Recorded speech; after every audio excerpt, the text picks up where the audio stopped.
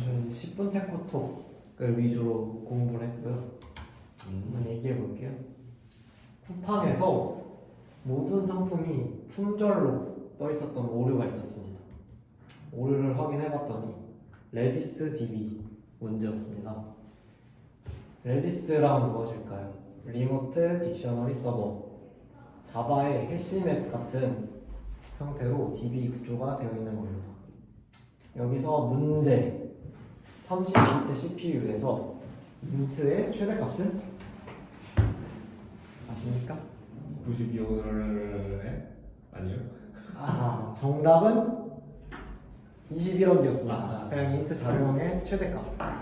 그래서 쿠팡에서 키밸류 쌍에서 인티저 밸류 값으로 레디스 키값을 해둔 거예요. 근데 쿠팡에 물건이 워낙 많다 보니 21억을 넘어서 생겼던 문제였습니다. 그래서 레디스 4.07 버전에서 패치를 했습니다. 키를 인트 대신 롱으로 넣어서 좀 더 크게 가져갈 수 있도록. 자, what is Redis? 레디스는 인메모리 데이터. 그래서 이제 저희가 깊이 공부했던 내용들이 나올 텐데, 메모리상의 자료 저장입니다. 자, 여기서 메모리상이란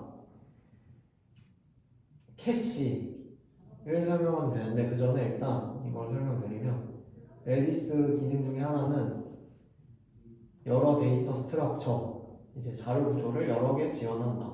그래서 레디스를 언제 써야 되냐?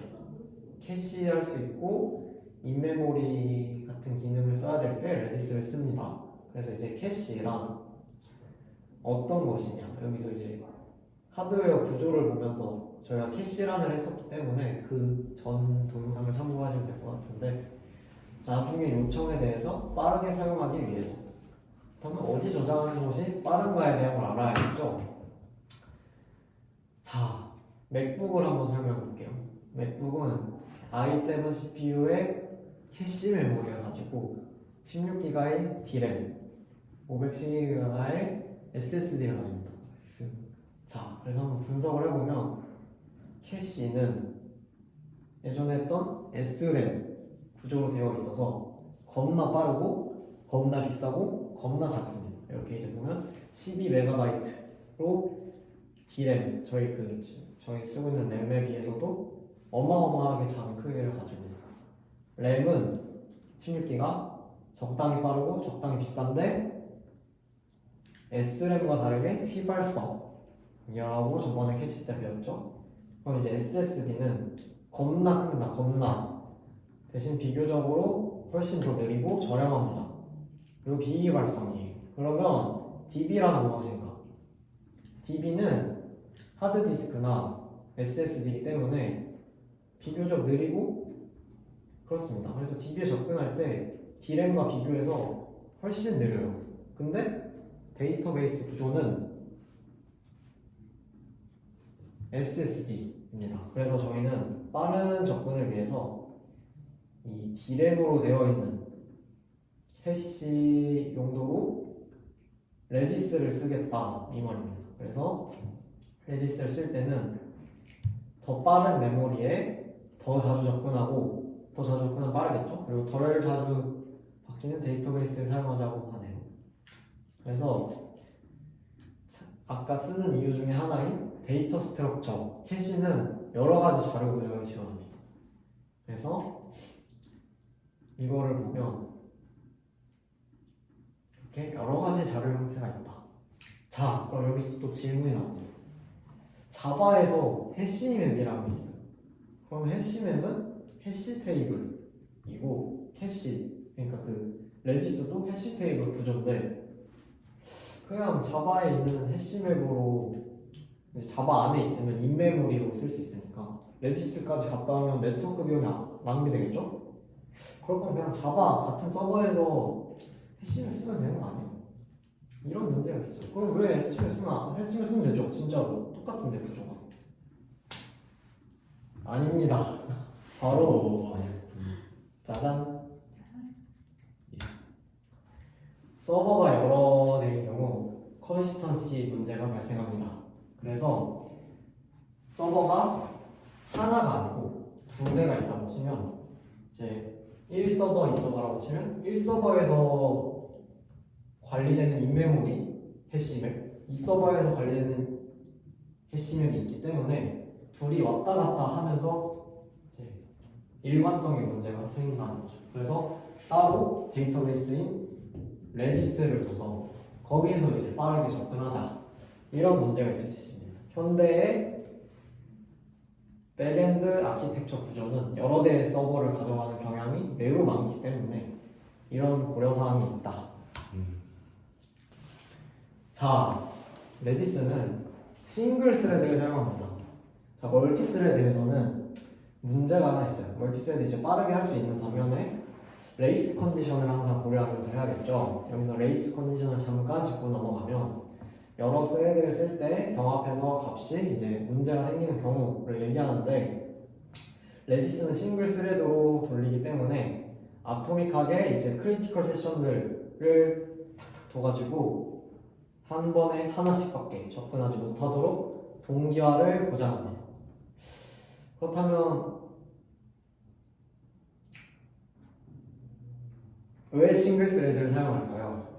자, 이제 어려운 내용인데 IO 바운드 프로세스에 관해서 알아야 합니다.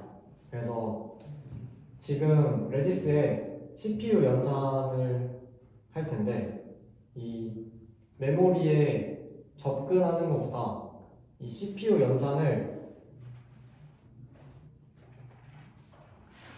그 멀티 스레드로 돌렸을 때 이제 둘이 크리티컬 세션에 대해서 잘 접근할 수 있도록 레이스 컨디션을 일어나지 않도록 하는 로직이 들어가야 이제 멀티 스레드로 잘 동작을 하는 건데, 그 기능을 CPU 퍼포먼스를 개선하는 것보다, 이 최적화하는 것보다 그 IO 바운드 CPU 최적화보다 IO 바운드를 접근하는 시간을 줄여서 하는 게 이득이라는 뜻입니다. 그래서 이제 예를 들어 멀티 스레드면 이런 식으로 스레드가 여러 개에서 동작하겠죠. 이때 일을 나눠서 하기 때문에 컨텍스트 스위칭이 일어나게 돼요. 이렇게.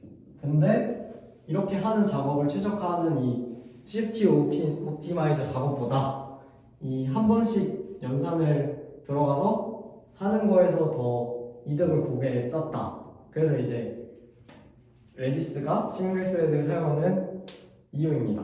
또한 두 번째가 있는데, 싱글 스레드면 이런 메모리 컨텍스트 스위칭을 하는 연산을 생각하면서 로직을 짜는 것보다 싱글 스레드니까 이제 메모리 단까지 고려하지 않고 밑단에서 작업을 할 수 있기 때문에 더욱 심플하게 개발을 할 수 있다는 겁니다. 자, 그렇다면 싱글 스레드면 이제 성능에 영향을 많이 먹을 수 있기 때문에 레디스는 시간 복잡도를 잘 고려해야 합니다. 그래서 또한 인메모리 구조로 되어 있기 때문에 OS의 개념인 메모리 파편화, 가상 메모리 등이 이해가 필요하기 때문에 제가 밑에서 설명드리도록 하겠습니다. 그래서 일단 내려가 보면 레디스가 싱글 스레드인 이유가 또 있는데, 싱글 스레드일 때 문제점입니다. 이제 싱글 스레드는 요청이 순서대로 처리되어야 됩니다.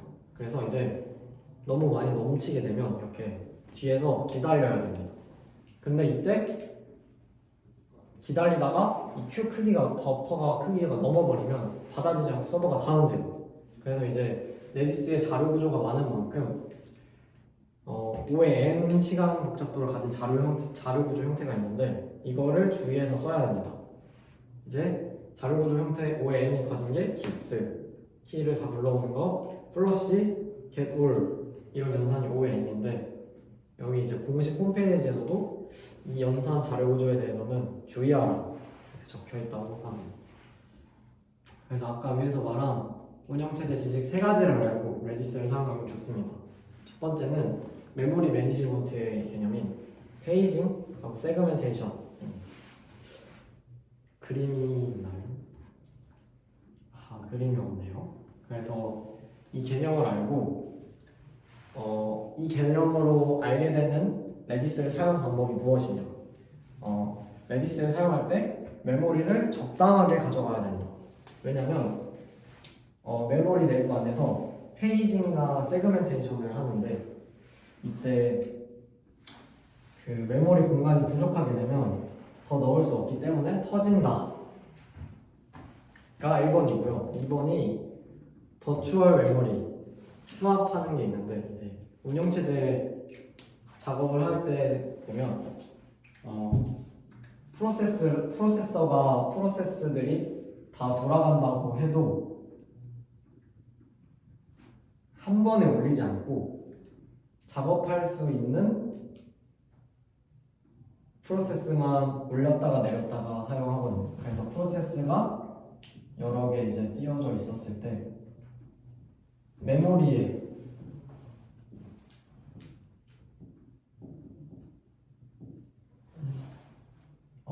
스왑 인, 스왑 아웃을 하면서 프로세스를 왔다리 갔다리 끼는 작업을 하는데 이때 이 대기 시간이 길어지면 싱글 스레드 환경이기 때문에 대기 시간, 레이턴시가 길어질 수 있다 라고 합니다. 그 다음에 세 번째가 리플리케이션. 아까 말한 듯이 레디스는 D램의 구조를 가지죠. S램이 아니고. 그래서 휘발성이에요. 그래서 휘발성인 만큼 이 복사 기능을 잘 사용해야 합니다. 복사 기능은 밑에서 설명드리겠습니다. 여기 있네요. 그래서 레디스 슬레이브에 복제하는 방식을 사용하고 여기서 포크라는 복제 방식을 사용하는데 깃허브에 있는 포크랑 동일한 기능입니다. 그래서 포크란 프로세스를 동일하게 메모리상에서 복제하는 방식. 메모리에서 그 해당 프로세스가 있으면 전부 다 들고 복제하는 겁니다. PCB 블록에서 블록 다 갖고 와서 정보를 다 가져온다. 그래서 여기서 주의할 점, 리플리케이션 할 때 주의할 점. 메모리가 가득 차 있으면 복제되지 않고 서버가 죽습니다. 그래서 이런 이유들로 레디스 메모리를 항상 넉넉하게 가져가야 합니다. 마무리, 레디스의 고수가 되어보자. 자, 레디스를 고수로 쓰는 법 1번 저장소처럼 사용하자. 그래서 persistent, RDB, AOF 방법이 있는데 레디스를 저장소처럼 사용하기 위한 방법 중 첫 번째인 RDB는 백업을 할 때 사용하는 방식인데 레디스를 쓰다가 비휘발성이니까 날아가기 때문에 중간중간에 그 전체를 스냅샷을 찍는 거예요. 사진처럼. 그래서 찍어서 그 스냅샷을 가지고 백업을 합니다. 이때 중간중간 특정한 시점마다 스냅샷을 팡팡 찍기 때문에 그 작은 사이즈, 새로 바뀐 것들 이런 것들만 가지고 백업을 해서 로딩 속도가 AOF보다 빠릅니다. 그리고 여기는 추가적인 내용이 적혀 있는데 S3로 전송하기 용이하다. 그래서 이제 스냅샷을 언제 찍냐? 이제 아무런 설정을 하지 않은 디폴트 레디스 설정은 3600초가 몇 분일까요? 혹시 60분? 60분인가요? 예. 맞아요. 네, 1시간 안에 1개 이상의 데이터가 변경됐다면 찍는 거예요. 1시간 안에 레지스가 한 번이라도 들어왔습니다. 그리고 또 5분 안에 100개 이상의 데이터가 변경되면 저장. 이런 식으로 레디스 이미저에 이렇게 RDB에 원하는 리플리케이션 설정을 할 수 있다. 그래서 이제 이렇게 설정할 수 있다. 그 다음에 두 번째 AOF. AOF는 모든 명령에 대해서 로그를 남겨요. 그래서 얘는 계속 쌓이기 때문에 커집니다. 그 용량. 그래서 이렇게 두 개가 있고요. 2번은 레디스는 메모리 제한이 아까 있다고 했기 때문에 이렇게 중간중간에 트래픽이 몰리거나 커질 수 있는 상황을 대비해서 이렇게 스케일아웃을 이렇게 넓히거나 또는 백업을 계속 진행해야 됩니다. 그래서 이 과정을 섞은 게 레디스 클러스터링 과정이고요. 그래서 레디스 클러스터링 예시로는 저희가 이제 백엔드 스터디에서 진행했을 때 JWT 토큰 방법을 가져갈 수 있습니다. 그래서 잠깐 보면 이렇게 마스터 슬레이브 구조를 가져가서 마스터에 있는 레디스 DB가 일정 크기가 넘어갔다면 이제 슬레이브한테 너 이제 마스터로 올라와 해서 마스터로 올려서 뭐 리플리케이션을 진행한다든지 이런 식으로 레디스가 과부하가 걸리면 서버가 다운되기 때문에 다운되지 않도록 계속해서 클러스터링으로 구축을 해놓는 겁니다. 그래서 스케일 아웃의 내용을 잠깐 짚고 가면 서버를 하나 더 이렇게 추가하는 거, 이렇게 서버를 늘리는 거, 서버의 하드웨어 스펙을 늘리는 게 아니고 서버를 하나 더 넣다 이런 식으로 해서 부하를 균등하게 나누는 용어입니다. 그래서 첫 번째 테크톡이 정리됐고요.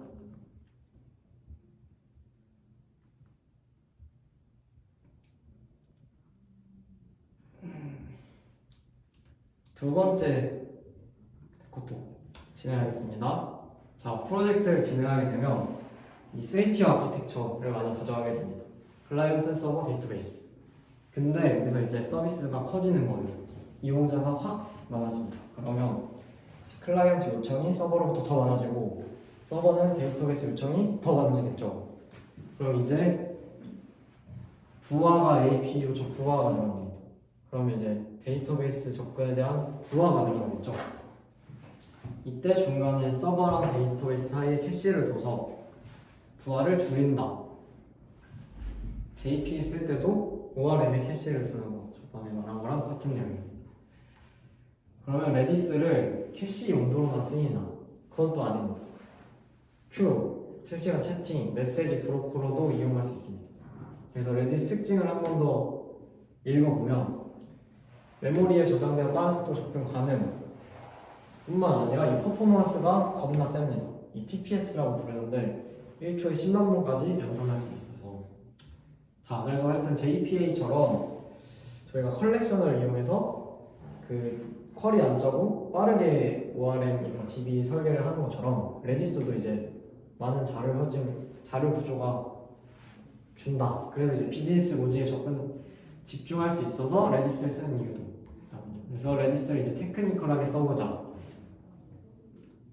그래서 마지막 고려사항은